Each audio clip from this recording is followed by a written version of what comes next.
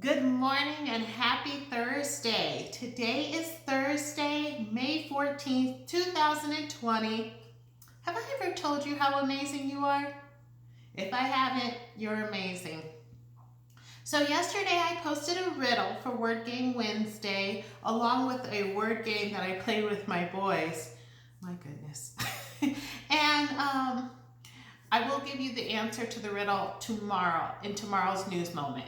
So I'm going to give a few more people a chance to figure out the riddle, and then tomorrow's news moment, I will give you the answer. So you only have to wait one more day. Green Valley's weather is going to be really nice with a high of 87. That's the high. We're not doing this triple digits right now. I know it's coming, but not right now. I'm happy about that. And mostly sunny, a low of 55. Let's get into the Daily Chronicles. What happened on this day in history?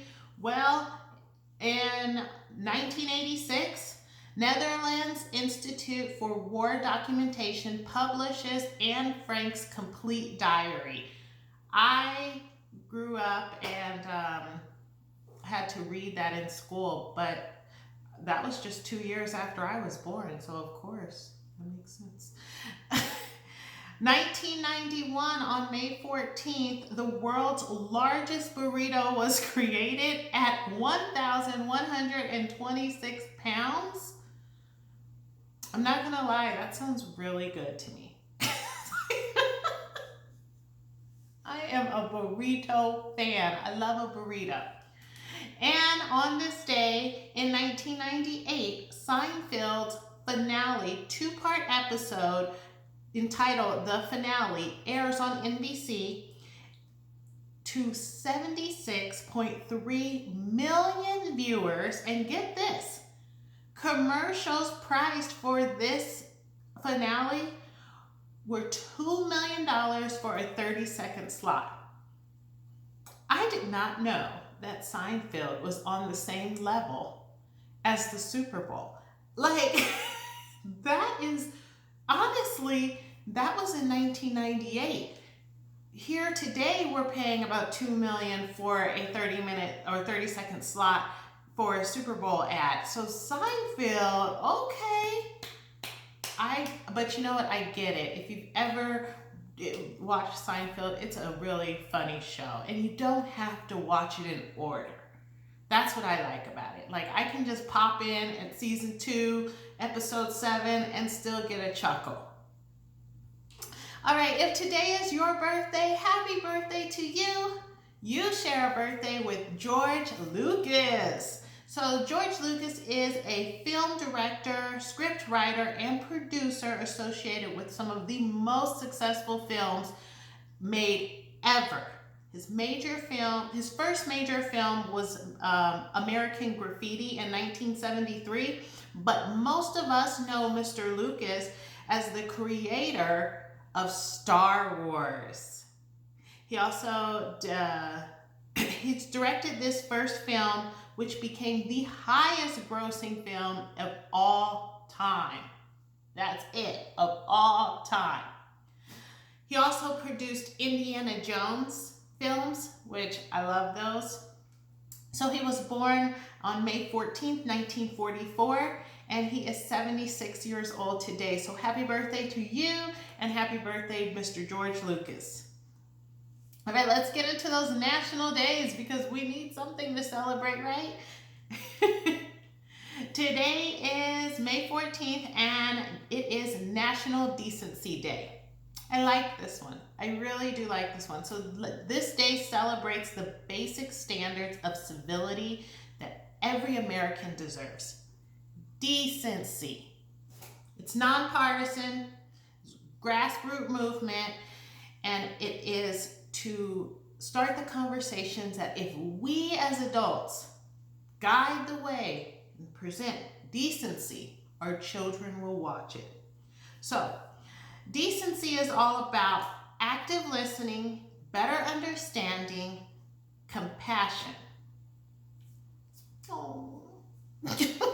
It really is. And so today is the time to be decent. And if you've ever spent any amount of time on the internet, especially social media, and this is why I say I do not like, I'm there because I need to know what's going on, but I am not in it. I'm not a finger fighter. But my goodness, like, decency is all you need, because there are some mean people on the internet just typing their anger away. So today is National Decency Day. Today is also National Dance Like a Chicken Day. Alexa or Amazon, play.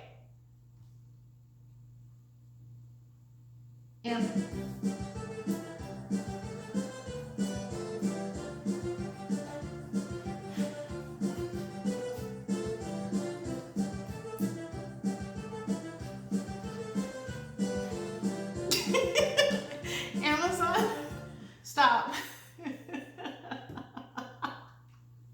So this day encourages everyone to dance like a chicken.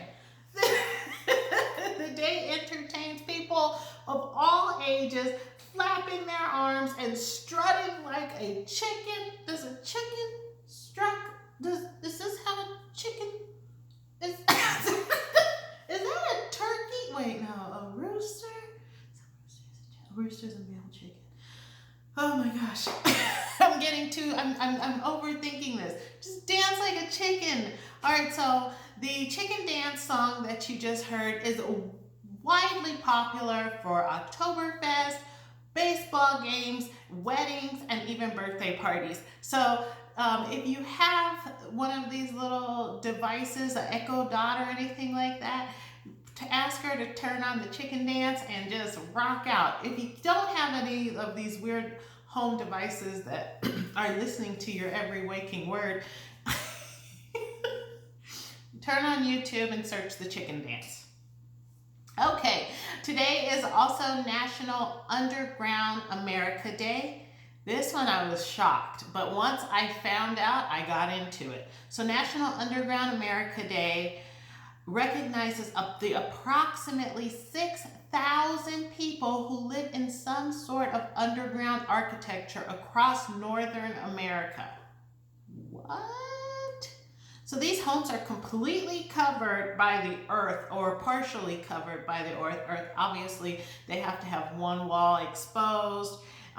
They're pretty good on energy consumption. There's a bunch of like really unique information on underground bunker living, and these aren't just people who are like afraid for the end of the world. They might be environmentalists, they might just be, you know, extreme introverts. Like, there is a difference between the introvert that my like husband is versus somebody who's going to build a house and live in it underground. That being said, I added some underground home videos to the playlist Something New on this YouTube channel. So if you've never heard of this, or if you just want to see it, I mean, some of these are amazing.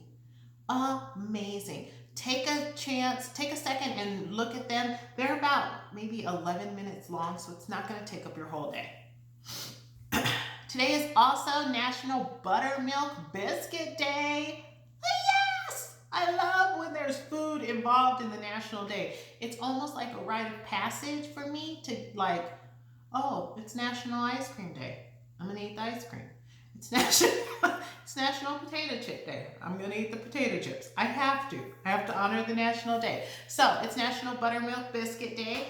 And this day celebrates the high-rising breakfast staple that is the buttermilk biscuit. So before the American Civil War, biscuits emerged as an inexpensive addition to the meal. And it's a sturdier bread. It's more popular because it became popular because it could absorb gravy. So now we have all of these different versions of what we use on our biscuits. Biscuits and gravy, biscuits and honey, biscuits and butter, biscuits and jelly. How do you like your buttermilk biscuits? And do you make them by scratch? I do not. I do not. I still have those scary cans that, even though I've probably been opening them since I was 9, they still make me jump. You know what's gonna happen? But the pop. All right, they scare the bejesus out of me. They really do. All right, let's get into some news. All right, so Tumamoc Hill is opening up on May 25th. Will reopen to the public. So if you are a hiker or you love going up to Tumamoc Hill, I've never been. I'm sorry. I did hike Seven Falls though. Yes, I did. Back in February. It was beautiful. It was hard. It was scary. I will never do it again. But I did it. I will do it again, just not with my youngest son. He thought he was a Super Mario brother, and he just would jump like. Okay, we'll just have to talk about that later. Anyway, Tumamoc Hill closed down on March 18th due to the COVID-19 because it was just impossible. They were averaging 1,500 people a day at minimum, and it was just too hard to social distance. So when Tumamoc Hill reopens on Memorial Day, its regular hours will be 4 a.m. to 10 p.m. and they're opening with some changes. So here you go. Visitors will be required to wear a face mask and keep at least 6 feet distance from others. Hikers are also being asked to give people over the age of 65 with pre-existing conditions the walking hours of 6 to 8 a.m. So that's a good time because by May 25th, you guys already know how I feel about snakes, and I'm not going anywhere there that could possibly be snakes. I don't even like to go to my car. So I will not be going. I will wait until next year in February, not because I don't want to wear a mask or anything like that, because I do not want to see a snake. All right, so buffet restaurant chains everywhere are reimagining all you can eat in the age of coronavirus. And this is what we've become. Now, who likes a good buffet? I like a good buffet. I don't like Golden Corral. I'm sorry. My family loves Golden Corral. My son wanted to have Golden Corral for his 12th birthday. I was like, no, please, God, no. But I like a good buffet, but they're reimagining everything. In fact, Golden Corral is saying that it's going to start serving its guests cafeteria style whenever they do reopen. And they will be reopening on a case-by-case basis. So if all the restaurants in Texas open, but one particular area in Texas, a city is a hot spot, that Golden Corral might not open, where the one maybe 30 minutes down the road might. But they're going to have cooks standing behind almost everything, and they'll just be saying, how much do you want? And they'll slop it on your plate for you, which I like. I like this. They're trying to limit the touch of utensils. Now that I think about it, man, when you think about all the things you've done prior to the coronavirus, as far as with your hands and then into your mouth or on your face, you're like, how did I live?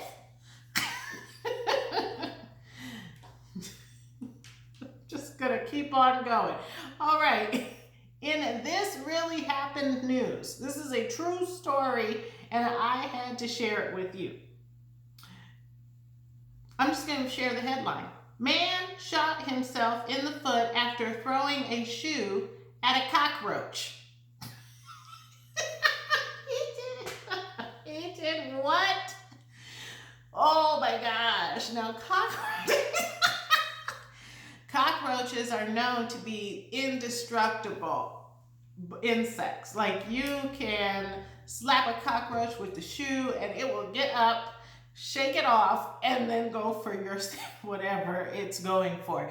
But this man shot himself. How? How, you ask?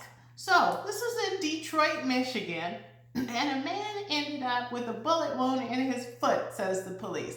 He had a revolver inside of his shoe when he spotted a cockroach in his house. He instantly thought, oh no, a roach. Takes his shoe off, forgetting about the revolver in his shoe, and chucks it at the roach. The revolver hits the floor and discharges, shooting the man in the foot. I'm sorry. This is terrible. Like, I have so many questions. I have questions. I have lots of questions. How did you not feel this? How is a revolver comfortable in your shoe? I can't have a pebble in my shoe without like absolutely stopping no matter where I'm at and taking my shoe off. And he had a whole revolver in his shoe? Oh, people. It really happened. Okay, so today only, the A-10s and F-16s are going to do a flyover tribute to all of the first responders that are helping out in the COVID-19 crisis. And according to the flight path that Davis-Monthan Air Force Base released, this flyover is expected to hit Green Valley around 2:10 p.m. today, and if you live in Sahuarita, it will hit about 2:15 today. So hopefully you can just walk outside of your house or into your backyard and check it out. And I'm excited about this. I don't even know why. I see so many planes. I have just been to so many air shows, but I like to see a flyover. It's just cool. All right. That being said, I hope you have a wonderful Thursday. We're almost to the weekend. Have a great day. Bye.